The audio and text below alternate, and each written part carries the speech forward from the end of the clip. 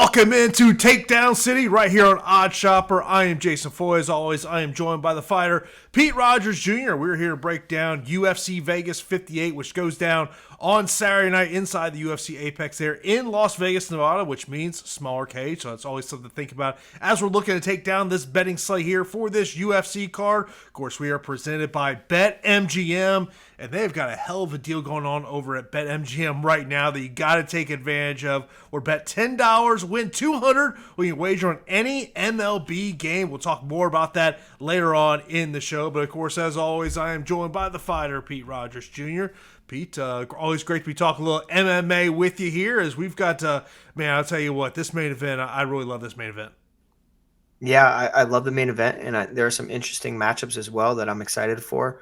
I had low expectations, and then I looked at the card, and I said, okay, this is a decent one that I can get behind. There are some names that I'm excited to see back inside the cage.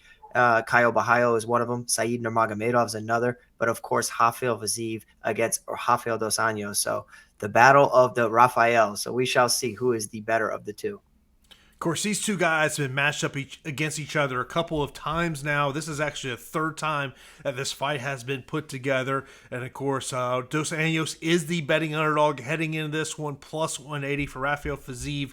He is minus 225. And, you know, Pete, I was going back and I was looking at some fight films, and I was more looking at the Rafael Fiziev side of this fight because, I mean, look, we know what RDA is. This guy's, if you go over to UFC Fight Pass and you start scrolling through a fight library, we can go years upon years of watching what RDA does here. But I was looking at Rafael Fiziev, and particularly I wanted to look at the fights where there was some sort of a takedown threat. And for the most part, no one's had success in being able to take this guy down.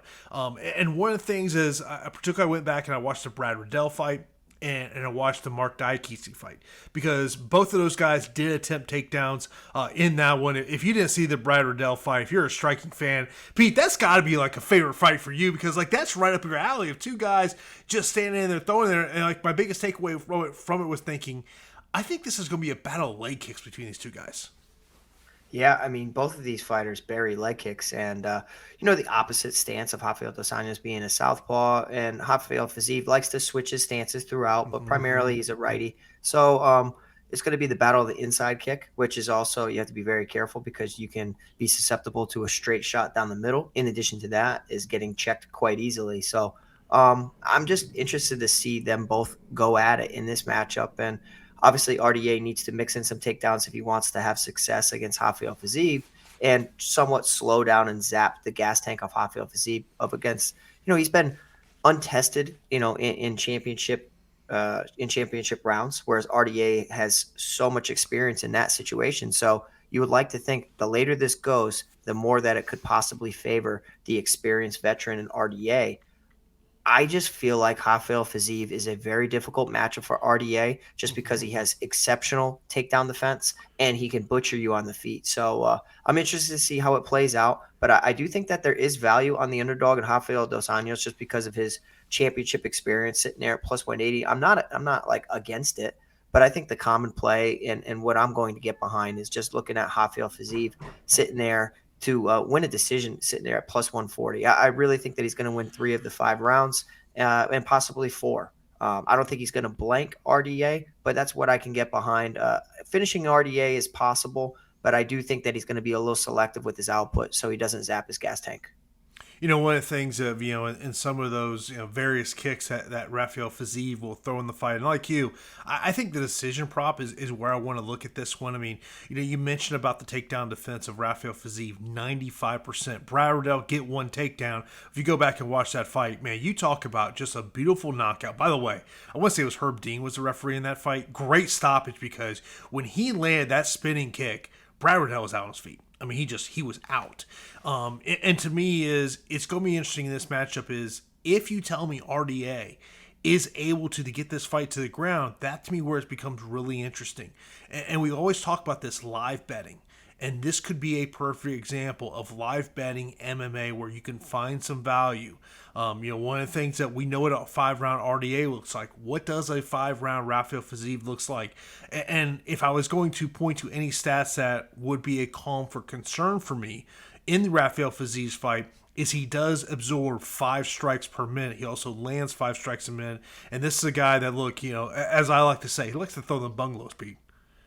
Yes, sir. Yeah, and he does. And I'm interested to see how they are on the feet because whenever you have opposite stance, sometimes it can be a more calculated striking affair between the two, where you have to be very careful because it's all about the rear hand. Rafael Fiziev is going to be wanting to set up that right cross and that right body kick, and the reverse for Rafael dos Anjos, that straight left hand and that burying that left kick to the body. So I'm interested to see the battle of the lead leg of who gets to have the advantageous footwork. But again, it's a matter of like Rafael dos Anjos is not a bad striker by any means, and Yeah. he was butchering Renato Moicano in all areas in his most recent bout, landing 149 significant strikes and landing 5 takedowns, and took his foot off the gas pedal in the later rounds. Was it because the fight could have been stopped numerous times? Perhaps. Was it also a guilt thing as well? Because like the fight should have been stopped multiple times. But regardless, he allowed Renato Moicano to kind of work his way back into that fight. And I just feel like, a striker of Rafael Fiziev's caliber is going to make you pay for your mistakes. So RDA needs to be very selective.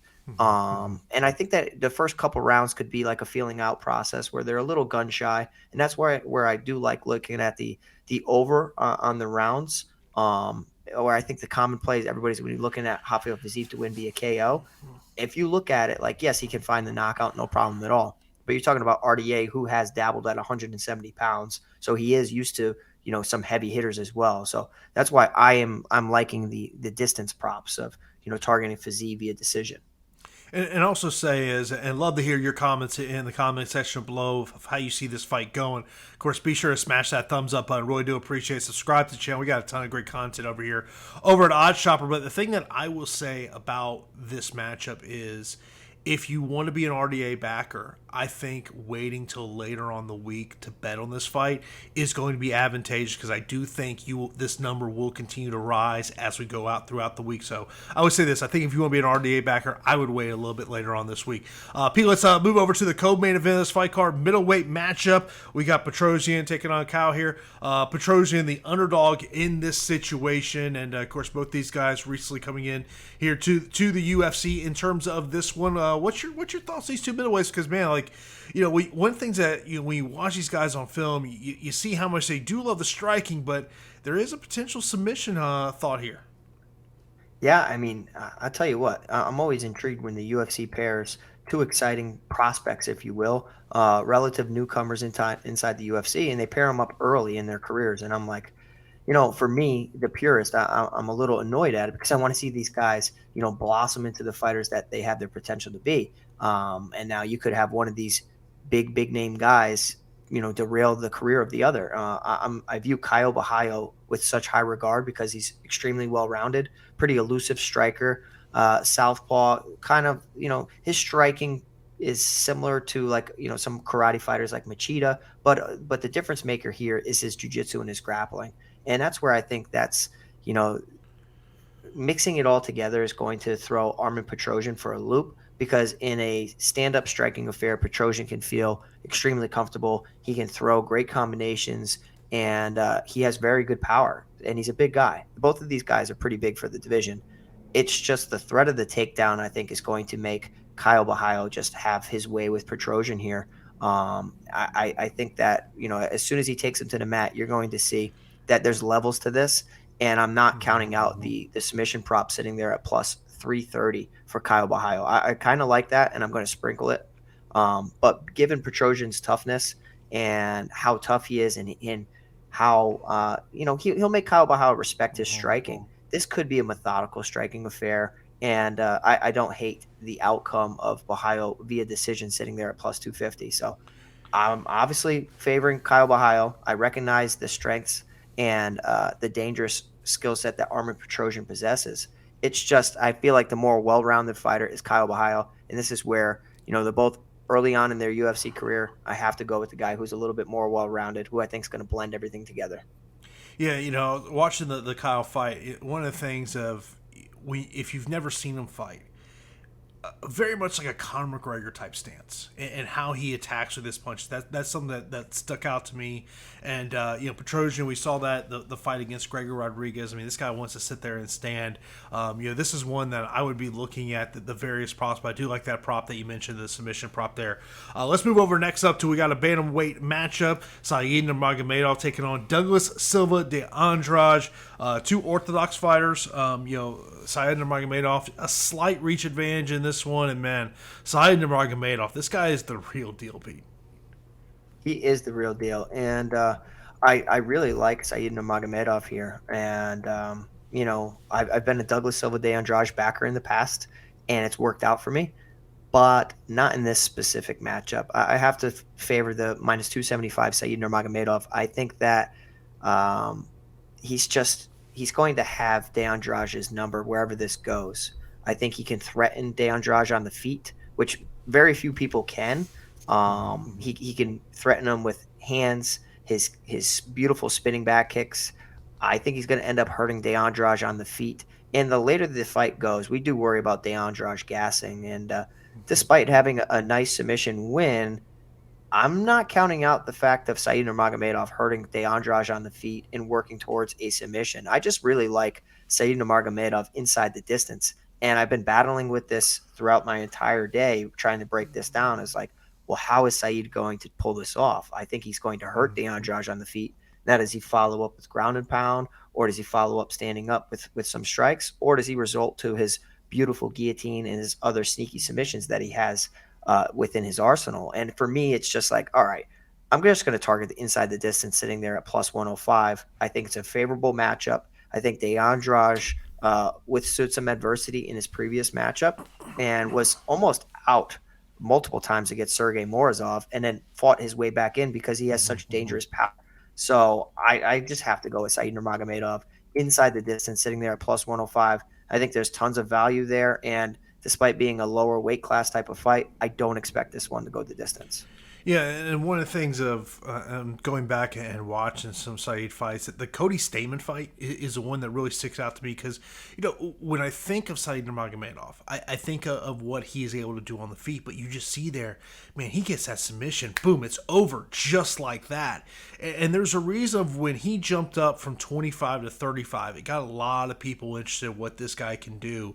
Silva de Andrade, one of the things of, he does cut easily, which, in terms of getting cut on his face, makes me wonder, could that be something that could lead to an inside the distance type prop there? But I mean, look, it's Douglas Silva de Andrade has been at this game for a long time, but to me, Saeed Nurmagomedov really sticks out to me. You're talking about Saeed nearly lands 5 strikes per minute. That one sticks out to me in terms of looking at the stats on this one.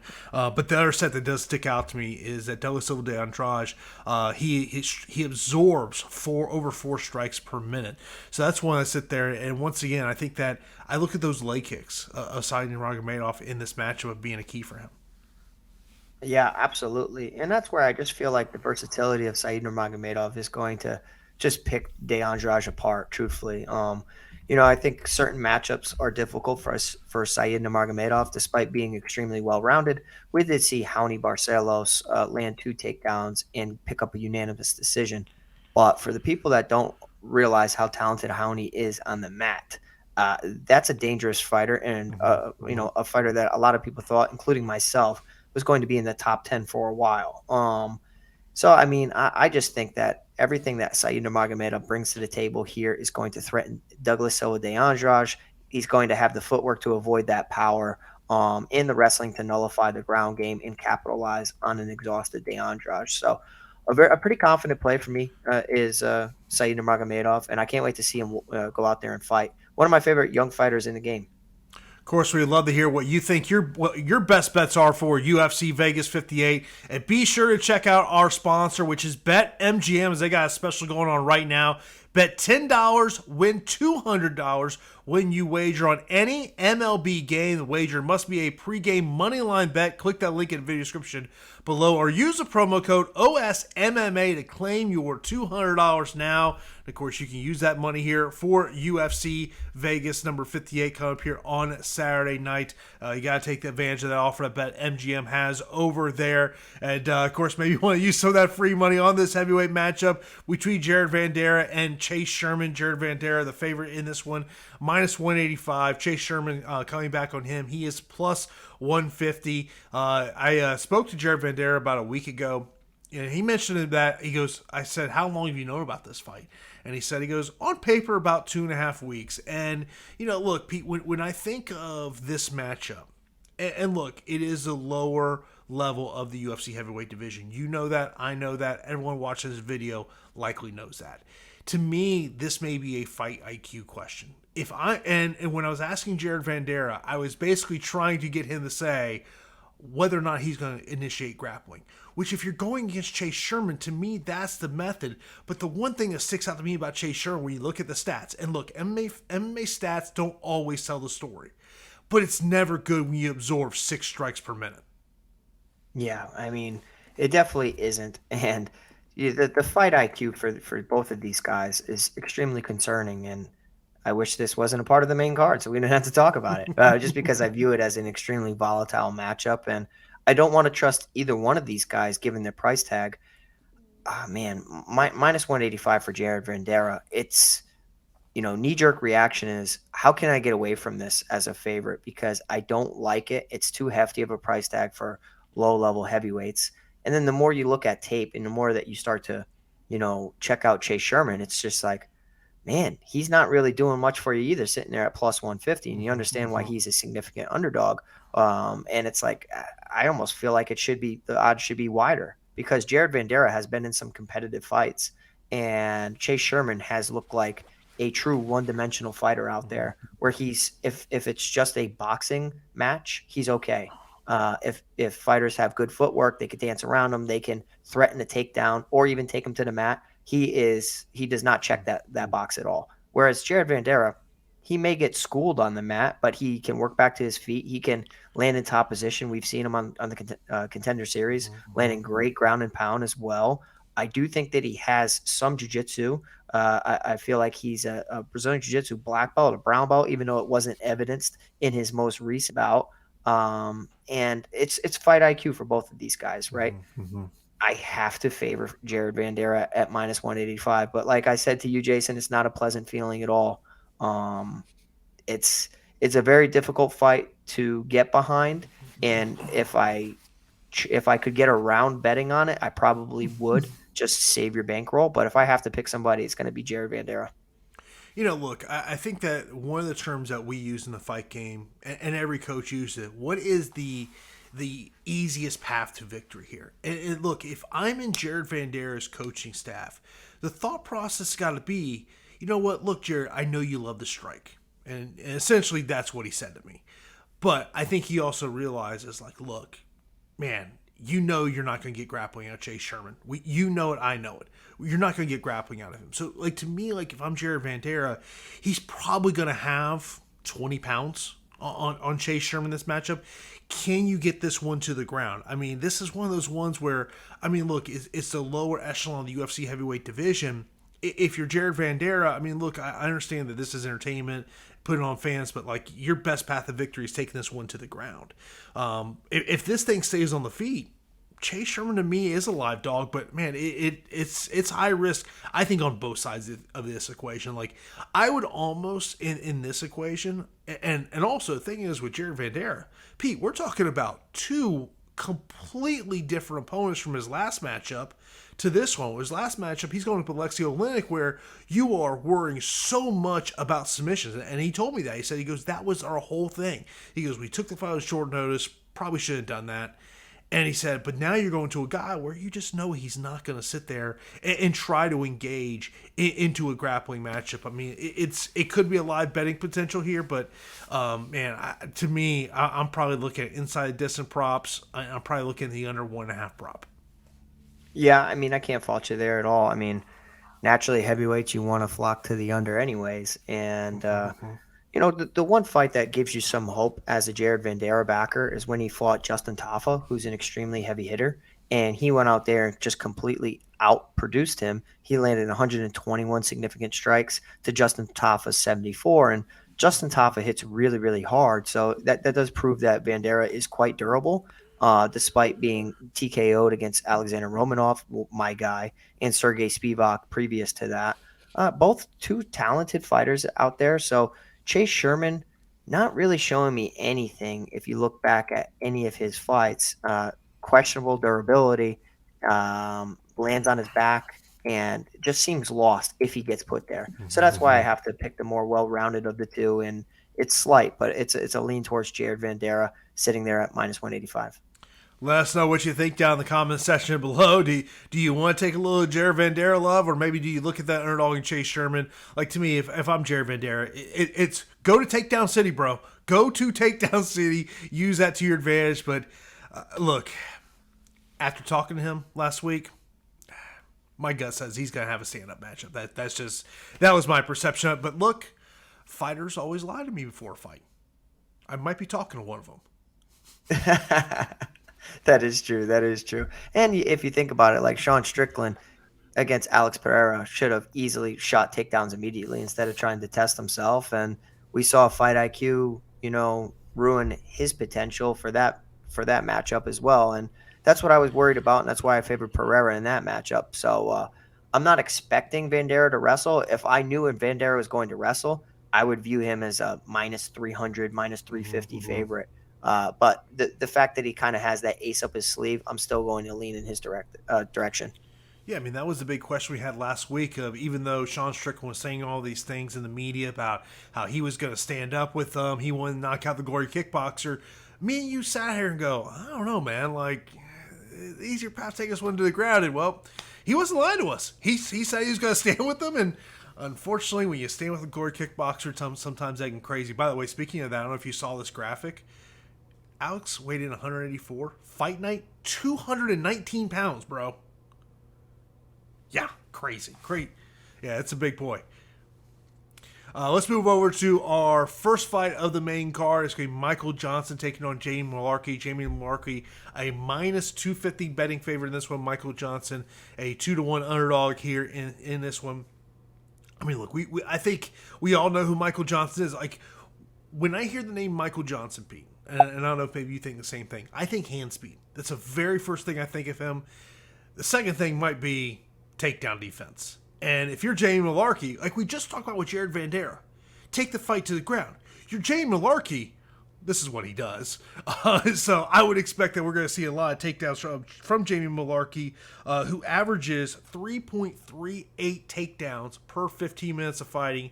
You have to imagine that's going to be the mindset in this one. Get the fight to the ground and maybe potentially submit Michael Johnson. Yeah, I really love this fight, and I love the under 2.5 sits at minus 150. I think it's completely accurate given how both of these guys win their fights and how their styles are going to clash with one another.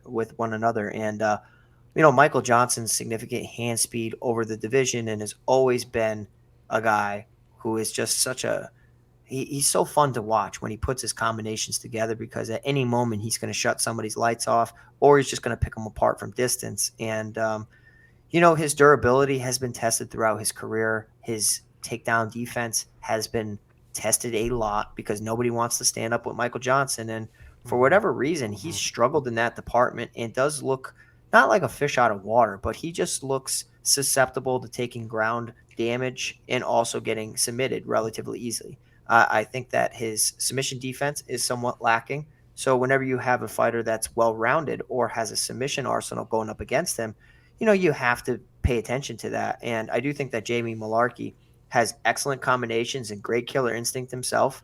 I worry about him absorbing 5.05 significant strikes per minute against a guy who could treat him like an everlast punching bag.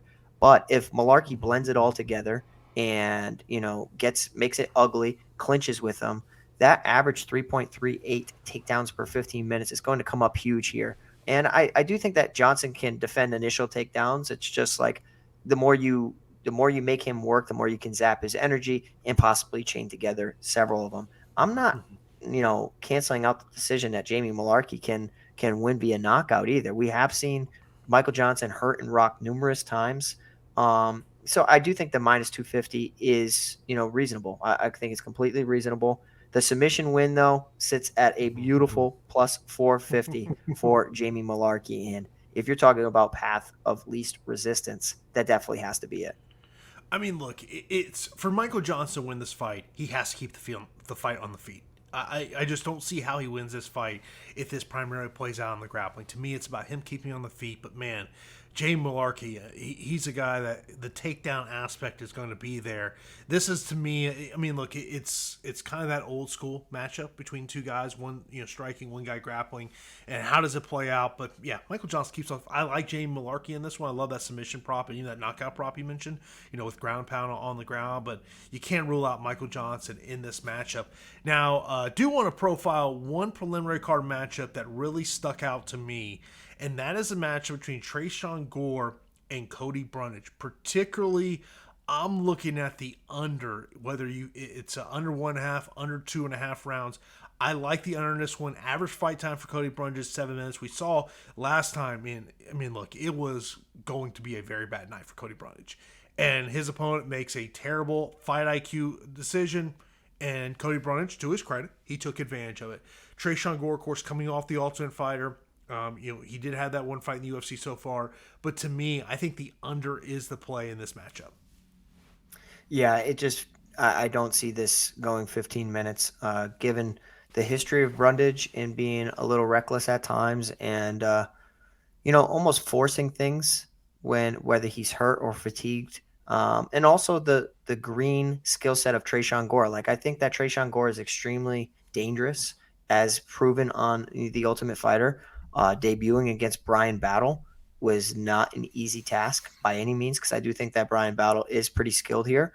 And I do think that Tresean Gore can threaten Cody Brundage in multiple areas, like on the feet. I think that the kid has great power.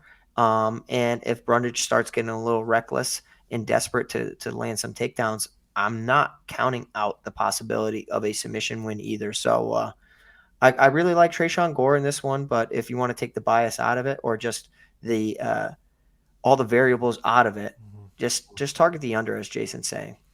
Yeah, I'm really looking at the under in that situation. I mean, Cody, in his last fight, he told me after the fight was over, he's like, look, I was trying to wear down my opponent, but he definitely took advantage of his opponent in that situation of where he wore down, he made it bad. I mean, went for a takedown, and Cody took advantage of it. I mean, I think if you're Tresean Gore, you just fight, you keep this thing at range, and to me, the under is where I want to look at. Of course, if you're looking to make a bet on these fights, you got to check out our sponsor, BetMGM. Bet $10, win $200 when you wager on any MLB game. Of course, that wager must be a pregame moneyline bet. Click the link in the video description below, or use that promo code OSMMA to claim your $200 now. Turn big plays into paydays with BetMGM. Join the king of sportsbooks. Of course, be sure to leave a comment below about what you believe your best bets are here for UFC Vegas 258, of course, coming up here on Saturday.